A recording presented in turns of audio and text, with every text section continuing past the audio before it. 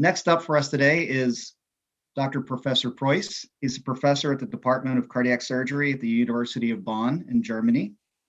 I consider Professor Preusse one of the pioneers in myocardial protection, as he worked alongside of Dr. Bretschneider in developing the custodial HTK solution that we currently use today. He's an accomplished pediatrics surgeon with many accolades. And today his title will be Single Shot Cardioplegia in Neonates. Welcome and thank you, Professor.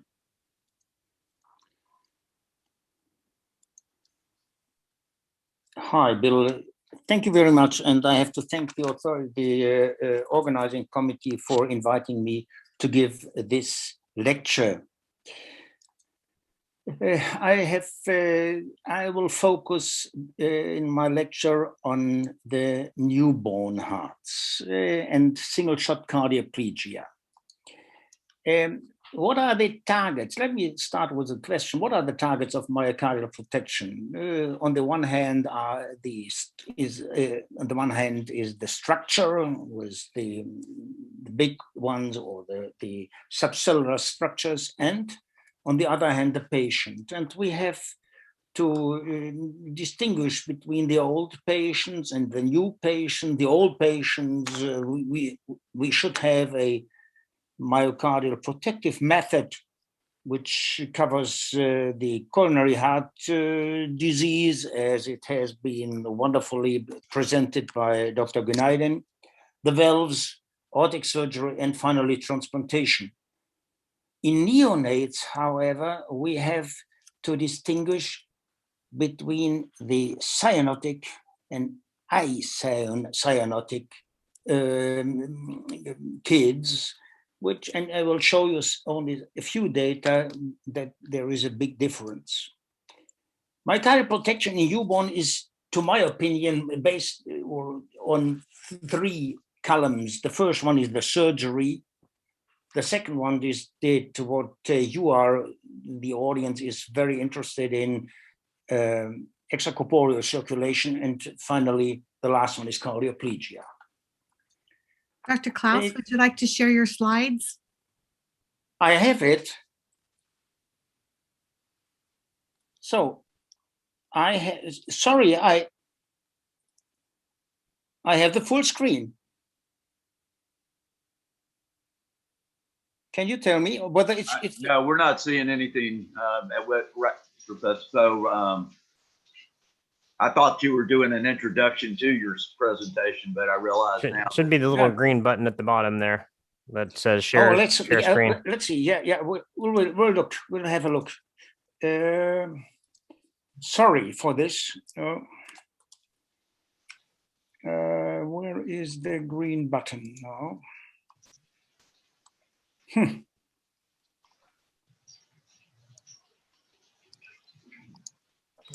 So perhaps now it works. Not yet, sir. There we go. There you go. There we go. Yeah, it's good. Perfect. Now we go to full screen. Thank you. So I will only show you the slide. That was the slide I showed you about the targets of myocardial protection and the neonates and the acyanotic. So I mentioned the three columns, surgery and extracorporeal circulation and cardioplegia. So now the first question is, what should we do? What you should do, an alpha stat or a pH stat system in pediatrics? And you see there is a study long time ago. The age was less than 9 months. And it is obvious that the pH stat system seems to be slightly superior because the inotropic support in the early post-operative period after cross-clamp removal was less than with the alpha stat system. The next one is the post-ischemic recovery. You see, it was a study. They used neonatal lamps, and the cardioplegia was for 2 hours and 60 minutes of reperfusion. And it is obvious that the lower the initial perfusion pressure is, it seems to be superior to the recovery of the myocardial O2 consumption. There are differences between adults and newborns, and I have listed numerous of parameters. It is interesting, during anaerobiosis, that means ischemia, the glycolytic capacity and lactate accumulation is higher in the newborn heart than in the adult one. And there was a study in 1990. They compared ischemia for 45 minutes, normothermic, and it's an experimental study. And look at this, the puppies produced much more lactate during the same ischemic stress these hearts were faced to. The next one is buffering. I show you this slide because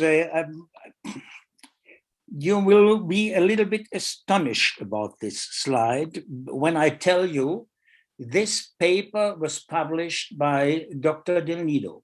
Dr. Del Nido looked at histidine, the influence or efficacy of histidine in UW solution. That means he added 100 millimolar histidine to the UW solution, and then he made piglet hearts ischemic for 20 hours. And it is obvious that the histidine containing UW solution was superior. Now you may ask, why did he give up? I got the information, and that is a real problem. Histidine is very expensive, and therefore he most probably he gave up this idea. The next is calcium. Calcium in newborn hearts, and that was a study from St. Thomas's solution, and it's obvious that the lower the calcium content in the coronary perfusate, that means the cardioplegic perfusate, the better is the recovery of the aortic flow rate. And it is interesting, if we compare the non-hypoxic newborn hearts with the hypoxic hearts, there's no difference concerning calcium concentration high or low in the non-hypoxic heart, but in the hypoxic ones. That means the recovery is superior if the calcium concentration is low during ischemia in comparison to the normal calcium concentration. Magnesium. Magnesium demonstrates the same effect. If you have a hypocalcemic solution, newborn piglets, you see 60 minutes of hypoxia, 20 minutes ischemia, followed by multi-dose blood cardioplegia, and 70 minutes ischemia. And you see the magnesium concentration. If the magnesium concentration is high, in the hypocalcemic group, the recovery, the parameter in this case, in these experiments were end-systolic elastance. The recovery was superior. In the normal calcemic situation, high magnesium was not very good.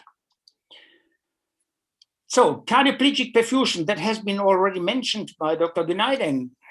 It is interesting that, again, there is a difference between acyanotic and cyanotic. Look, neonatal piglets, 70 minutes ischemia, multi-dose blood cardioplegia, and you see there is no difference whether you have low or high perfusion pressure initially in the acyanotic group, but in the cyanotic group, there was a big difference.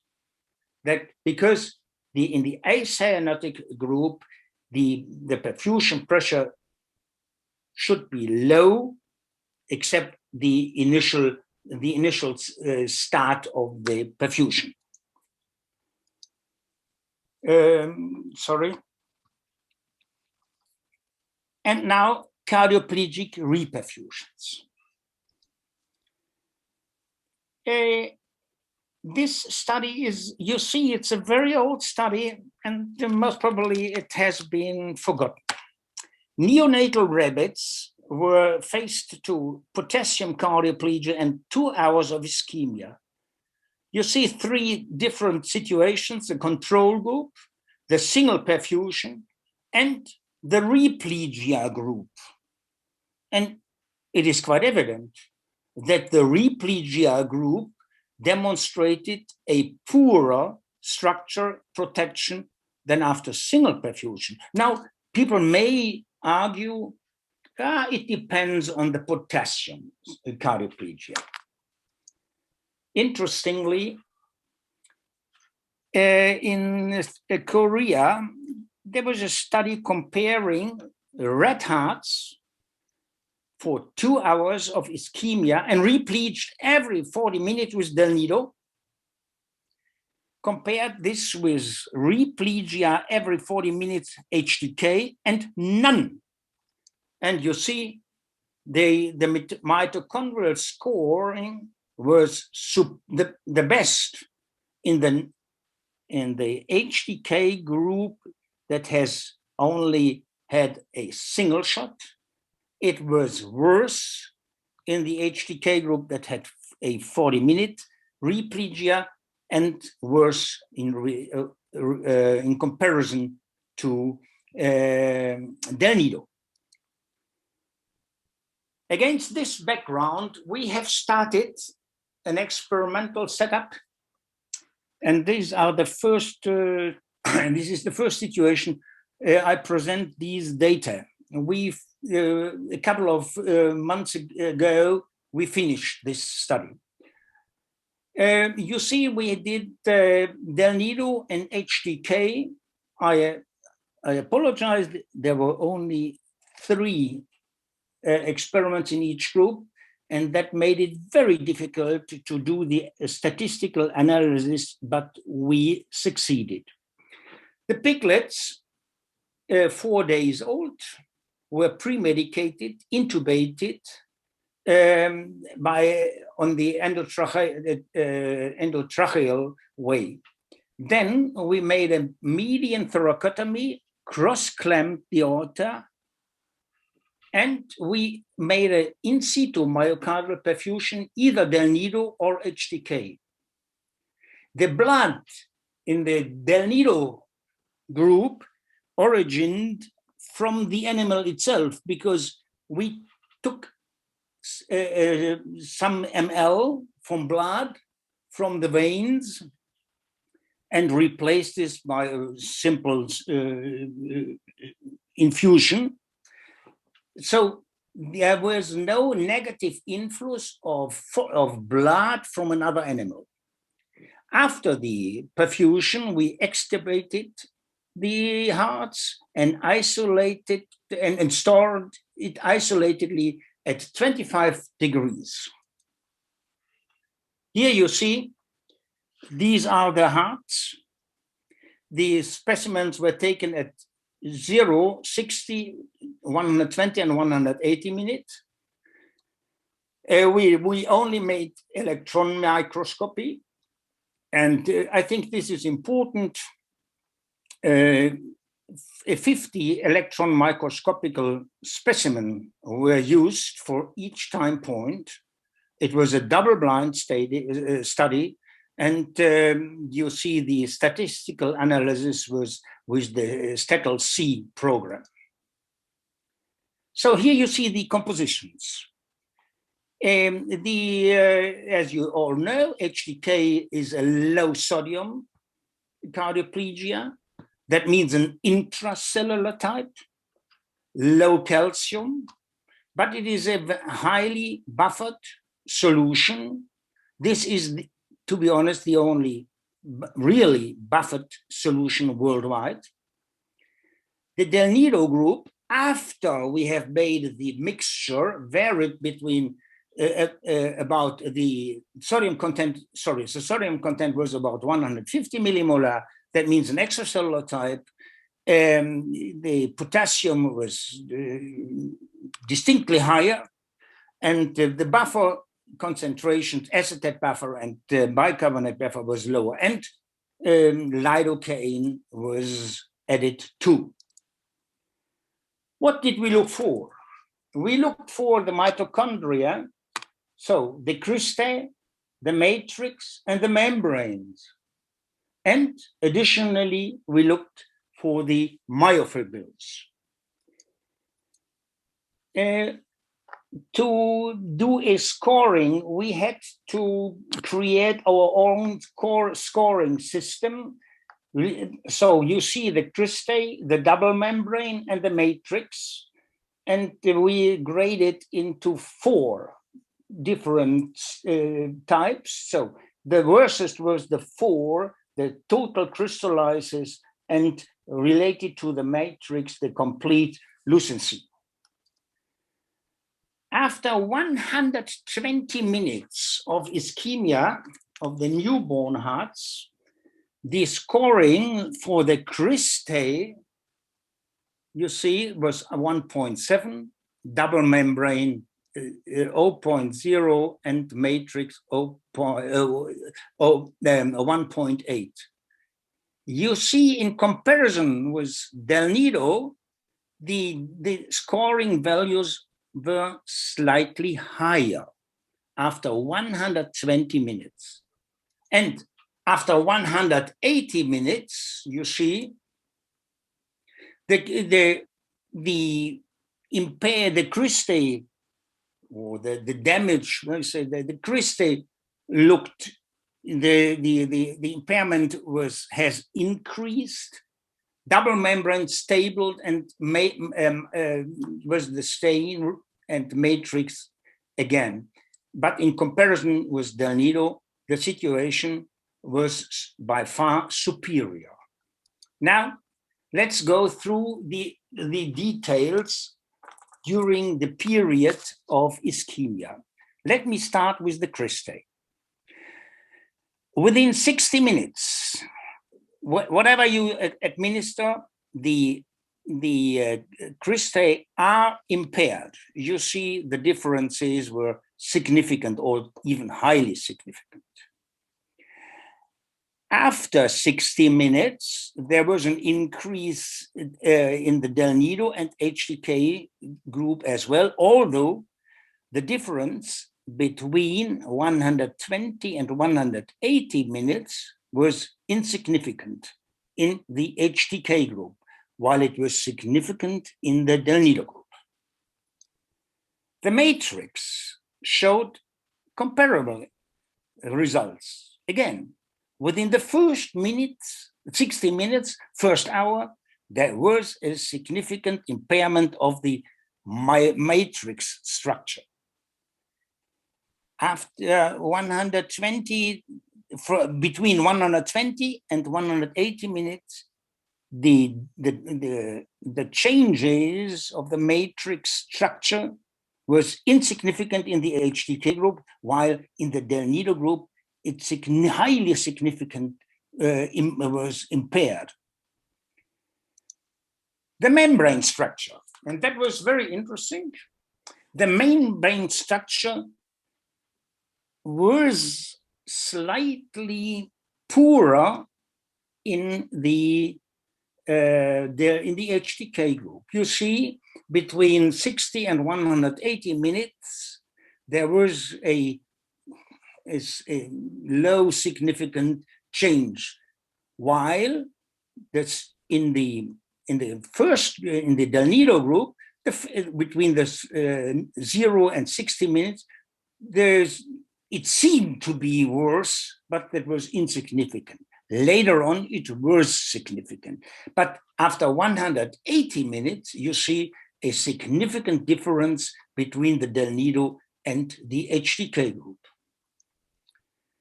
Now I have summarized all these 3 data. You see the the dotted lines are related to Del Nido, and it is obvious whatever happens, the data were poorer in the Del Nido group in comparison with HTK. Now, let's move to the myofibrilles. Interesting is the intrasarcolemmal edema. And you see we have looked for intercontinuity and parallelism.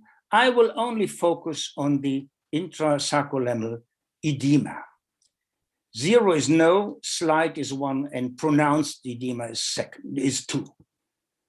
After 120 minutes, there was, related to the edema, there was almost no differences between these groups, but later on, it is the edema formation increased in comparison, or was higher in the HTK group than in the Del Nido group. So again, if we look at these at the different periods, there was a difference in the beginning between 0 and 60 minutes, and later on, in both groups, the edema increased as to be expected. But at the end, there was a trend that HTK was slightly inferior related to the edema formation in the HTK group. So I come to an end. The intraoperative myocardial protection in newborns is still a challenge, not only because of solutions composition, but also of the application mode. It has been shown in experiments that cardioplegic reperfusions should be avoided whenever possible. Today, only 2 cardioplegic methods enable extended cross clamps without replegia: Del Nido and Brettschneider HTK. Our morphological data demonstrate same protective effectiveness with both solutions up to about 90-minute ischemia, but then differences become clear. It is obvious that cardioplegic reperfusions must no longer be an inherent part of myocardial protection in newborns, even with extended cross clamp. I very thank you for your attention.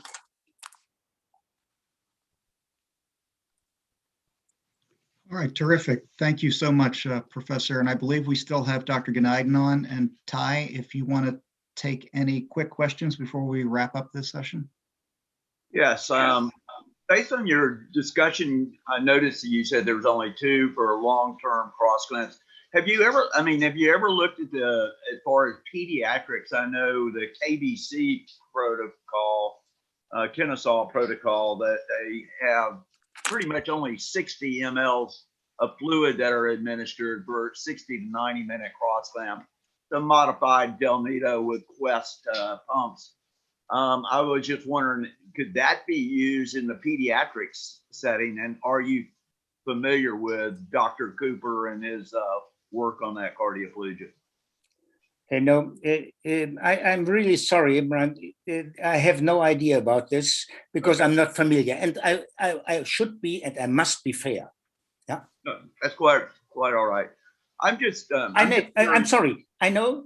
There is a big study being published in 2008 in China, in People's Republic, and they compared the symptomasis versus HTK. And cross clamp in the symptomasis group, this was repleged every 30 minutes. It was 196, and HTK was cross clamp for 178 minutes, and they could demonstrate lower mortality rate, lower enzyme loss. They looked at that time for the creatine kinase. So they demonstrated superior results, and a shorter period of operation time because there was no need for replegia.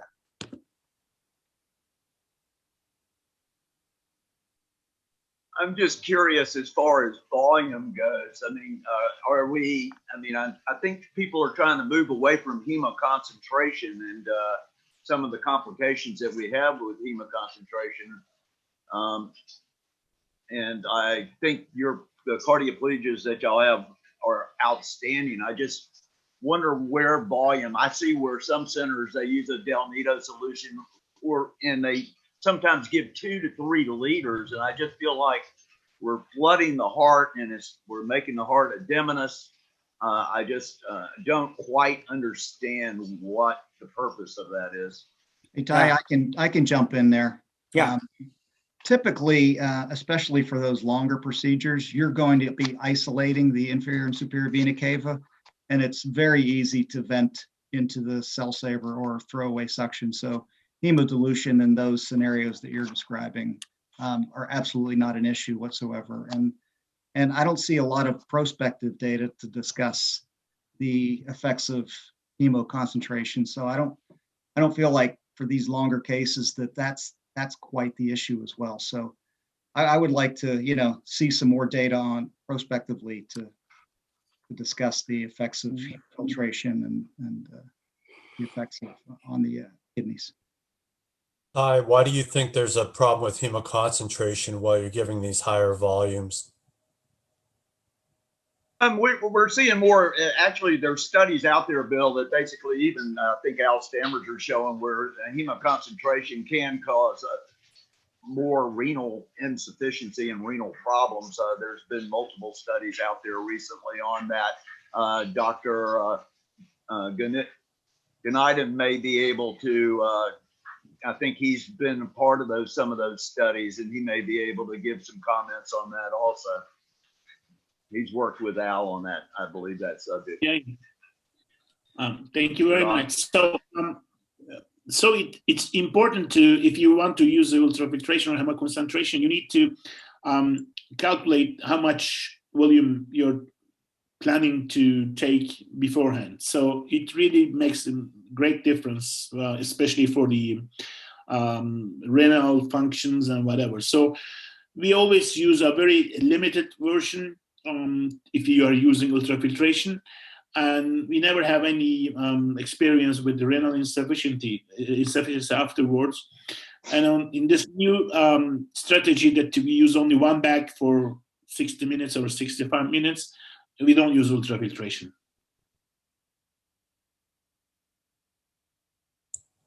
So I guess what you're saying, Dr.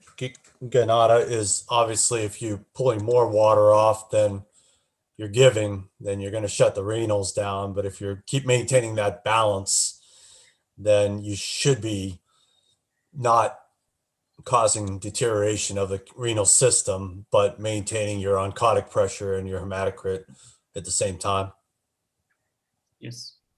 Somebody had mentioned in the questions. I'm sorry. Go ahead, doctor. Let me mention one point. We speak about perfusion rate in newborns. I think we should distinguish between the age. That means in the first months of life, I would recommend a perfusion rate of 30 to 50 ml per kilogram body weight in the babies. Why? Because the coronary resistance in the newborns is by far lower than in the elder or adult hearts. That means we have at the second month of life till the end of the first life, the perfusion rate should be 20 ml, and later on the same as with the adults. So if I could clarify, it may be semantics, but you call that rate, and I'm looking at as volume. No, the volume, sorry, if I mentioned rate, the volume should be in the first months of life, 30 to 50 ml per kilogram body weight. You're right. Do you have a suggested pressure in the neonates that should be offered in the line pressure, or around, I think 30 millimeters of mercury. That is the best way. that's all for antigrade? Yeah. Because most probably retrograde does not happen, will not happen. I mean, that's far less than systemic arterial pressure, of course, even for a neonate. Yeah, you're right. But it is an arrested heart. Are we seeing any more questions come across the board there, Susan? Or I did see another question, Susan, unless you had one. Dr. Ganeda, you both talked a little bit about results not immediately post-op, but down the line, say 1 month or further down. Can you tell me can you specify more what is being looked at downline, and if that is an important indicator as well in assessing cardioplegia and full rest achievement and preservation? Yes, of course. In the long term, we use the full-time 24/7 monitorization system on the patient to check for, especially for arrhythmia, the incidence of AFib in the long term, because when we have a kind of problem in the early postoperative period due to the myocardial insufficient protection, that's usually the arrhythmia. So, and also different types of arrhythmia like tachycardia, bradycardia, or AV block, and any kind of angina that the patient is always alerting us by pressing on the button. So the main idea was, especially the main focus was on the incidence of AFib in the long term. all right. Well, we want to thank you, and we want to thank Essential Pharmaceutical for basically fantastic presentations, fantastic speakers. Again, I believe y'all do have a virtual booth today, or is it today? Yes, it is. 2 o'clock. And so, please visit their booth, and you can ask more questions at that time. So thank y'all very much. Thank you, Bill.